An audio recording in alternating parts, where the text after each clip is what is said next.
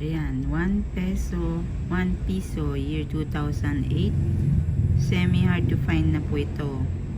Kaya po pag nakahanap kayo, itabi nyo. Ngayon, hindi pa ito masyadong nabibili or hinahanap ng mga coin collectors. Kasi nga, ayan, ay susukli pa naman siya. Pero kung ako sa inyo, itabi nyo na. Kasi darating din yung time na tataas ang value nito. Sa ngayon po, pwede nyo siyang, may mga collectors na din na naghahanap nito. Yung iba, pag talagang walang mahanap, bibili na lang sila. Year 2008. Saka yung year 2006. Semi hard to find na piso.